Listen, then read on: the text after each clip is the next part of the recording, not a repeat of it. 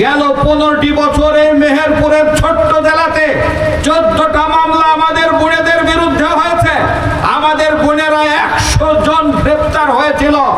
কি ভোট করতে যেই না আন্দোলন করার কারণে, আন্দোলন সংগ্রাম করার কারণে আমাদের বোনেরা যদি মাঠে কাজ করতে নামে কিভাবে সেভ করতে হয় আমাদের ভাইয়েরা সেটা জানে। খুব সাবধানে কথা বলবেন।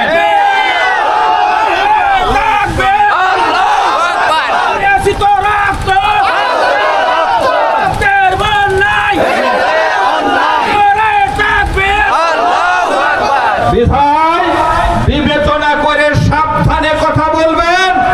আপনাদের যদি কোনো আদর্শ থেকে থাকে তাহলে বোনেদেরকে মাঠে নামান, নির্বিঘ্নে তারা কাজ করুক। আপনাদের দিকে জনগণ গেলে আপনাদেরকে ভোট দেবে। বিগত 15টি বছর আমরা কতটুকু কাজ করি